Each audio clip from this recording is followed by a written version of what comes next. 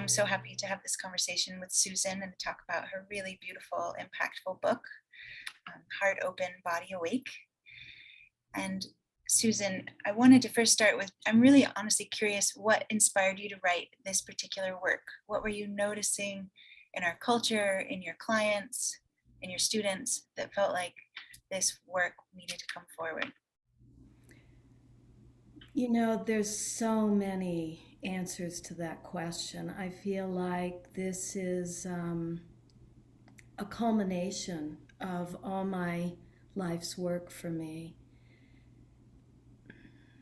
At the beginning of my adulthood, I was meditating and I was learning about psychology, and I kept the two very separate for a long time out of a sense of wanting to respect both traditions and not wanting to muddy the waters.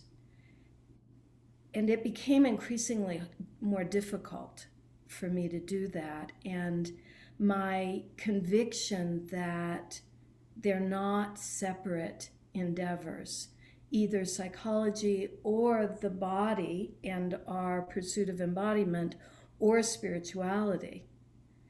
And as I became more and more convinced of the gestalt of those three, this book began to emerge, and it's been literally a 15-year process.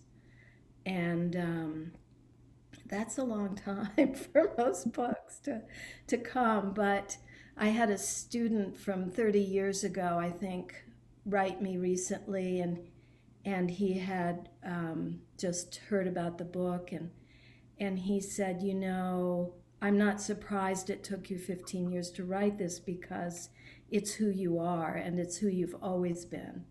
And that takes longer, I think, to discern. At least it took me a long time. So that's one aspect. And then another really compelling aspect that emerged in the last 5 years or so is just watching what's happening in the world of spirituality, and watching the tightness that was creeping in to our approaches to spirituality, and watching, most spiritual practices came out of religions but were somewhat trying to be independent of all the strictures of religion, and watching how all the rules and hierarchy and spiritual abuse of power were infiltrating this aspect of our lives that, to me was supposed to be about purity and goodness and finding the best in ourselves and supporting each other to be better people and make a better world. And, as I watched that happen, I felt like we need to articulate this more amorphous, more individualized, more body-based, more human, if you will. And so that's also a part of the book, is to just add to the voices that are articulating that.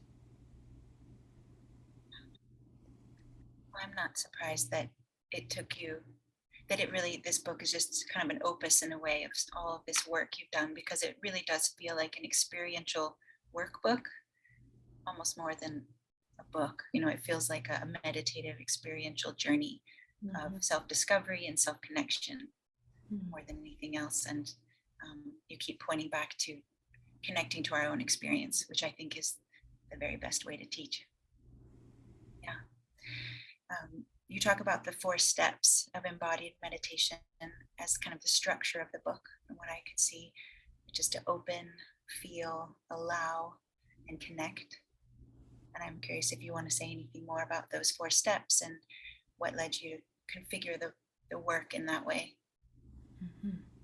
Well, honestly, the practicalities of publication led me to configure the work. I mean, Yeah. certainly those are words that I use every day and, such important words, but really, we could chop up the whole into any number of different parts. Um, the first one, opening, is perhaps the most provocative because it's such a decisive action. So it could be interpreted as a directive, like, okay, open now. And um, and that's one of the challenges of, you know let's maybe call it a less embodied approach to spirituality, is that we're constantly using our brains to tell the rest of us how to be, what to do, and where to go. So to use opening as a step, when I say it, as a gerund, opening, then that's very easy and soft and gives us lots of room.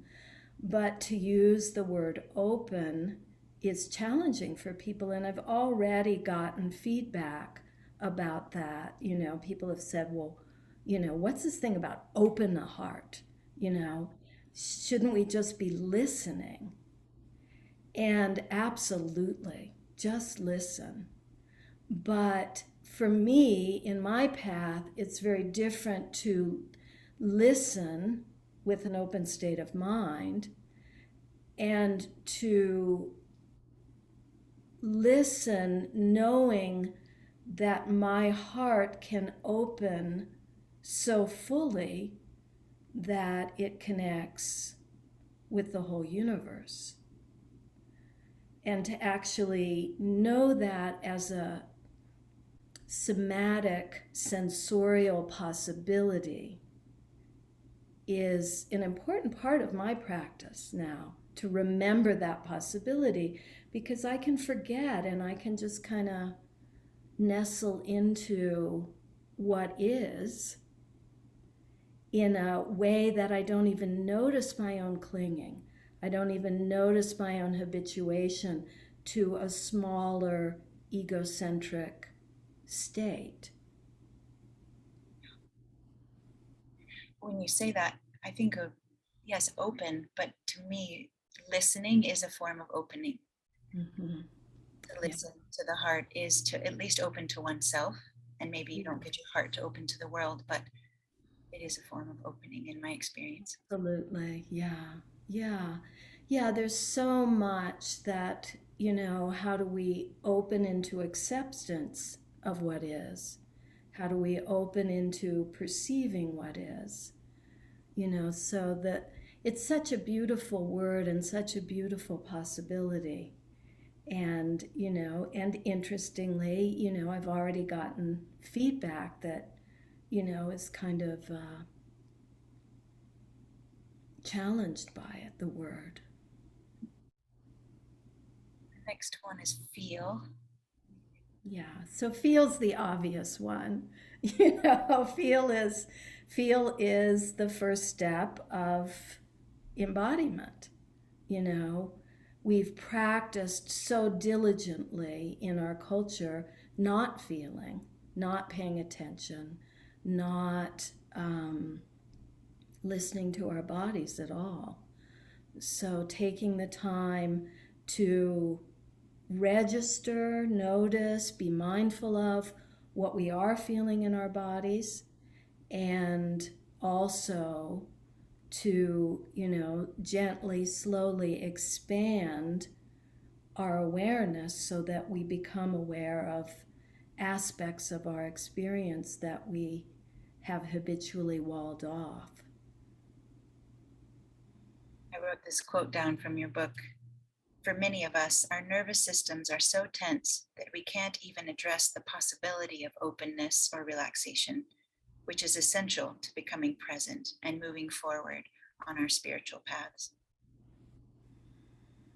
Yeah, that's what Sad to say.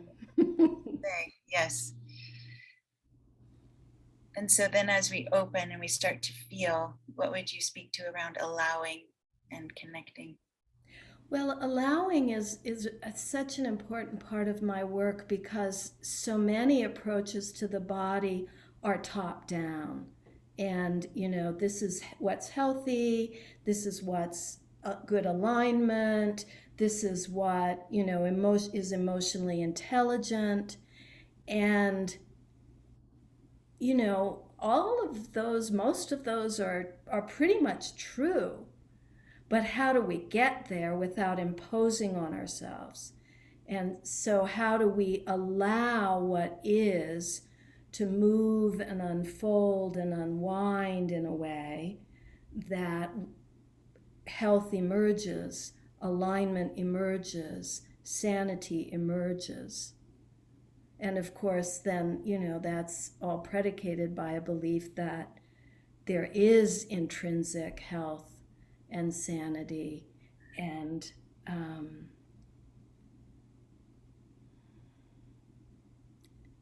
enlightenment within all of us. Yeah. That piece is the piece I am most grateful for in our tradition and in the practice of somatic meditation, is that in my experience, the more you open and allow and give yourself permission to feel, you can't help but notice that truth. Yeah. There is deep wellness and goodness and love inside. Mm-hmm. But we can't access it when we're tight and tense and disembodied. Well, Yeah. yeah. And what do you notice with students as they're doing these practices, the last piece of connecting? What do you notice or experience shifts around the ability to connect? Well, so much of in the meditative world in particular, so much of our spirituality is done in isolation. Even if we're in a room full of people, if we're just sitting silently and, someone rings a bell and it's the end of meditation, but if people have been practicing silence for an hour, often they just leave without speaking to anyone. And our humanness is so relational. Humans are pack animals. We nurse our young, and, we're designed for relationality. Our brains are intrinsically reliant on interaction. We don't do well if we grow up in isolation. We're learning constantly from each other. And, similarly, in terms of this thing that, we might call enlightenment, I think we're all in this together. I think this is the humanity project. And, either we're going to wake up and save our species and our habitat together, or we're not. And so investing in our community, the community of our species, and each of our individual relationships within that is, I think the only way to go here. So to leave that out of any spiritual path seems to be, an oversight. What do you experience changes in a person's capacity as they practice embodied meditation with their ability to connect, whether internally or with the world? Yeah, so first connecting with ourselves and letting that fill out, and then connecting with our limiting habits versus connecting with our intrinsic energy. And then as that balance shifts, where there's less and less of me and my ego and my way to go, Even if it's not aggressive, maybe it's terrified, me and my ego and my way to go. The more that we contact those parts of ourselves, the more we can move through them, and therefore the more we can connect and feel part of this universe. And I saw an Eckhart Tolle quote recently. He said, "You aren't part of the universe, you are the universe." I thought that was a good clarification.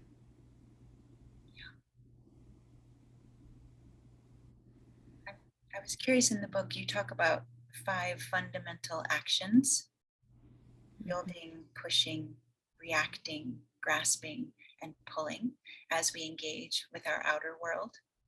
And you say, I find that everyone living in a modern culture needs more yielding. Mm-hmm. I'm curious what made you say that, or what you notice in modern people. Mm-hmm. I feel like that's the practice that's most highlighted. Yeah.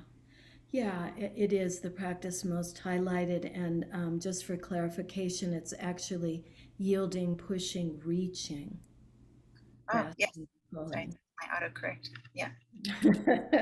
Correct. Mediating, reaching, reacting.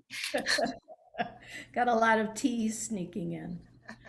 Um, so, just as you were reading that quote earlier about that so often we're so tense in this world. We're so overstimulated. This level of stimulation that we live in is, you know, hundreds of times more than what we were designed for. This whole DNA, our whole nervous system was designed and evolved within the hunting gathering lifestyle. Hunting and gathering, we worked for 4 hours a day. We sat around and looked at the stars, looked at the fire. It was a much, much, much, much, much, much, much simpler world. And all of us are coping with overstimulation. And that overstimulation then creates neurological tension and emotional tension, psychological stress. So, yielding is softening all of that defensive structure that's built up to protect ourselves from bombardment.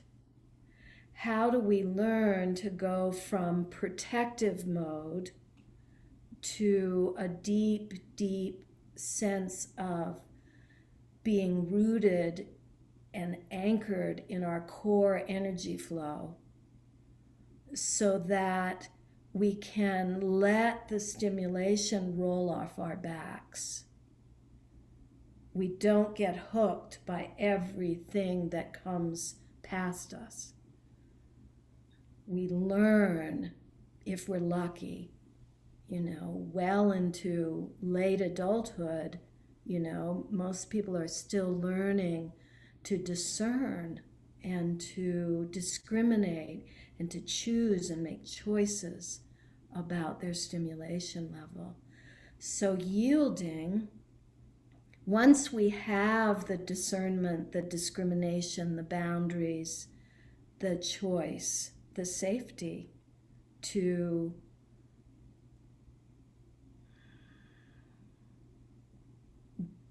do Aikido with the stimulus around us. Once we've learned to do that, then we can start to yield inside.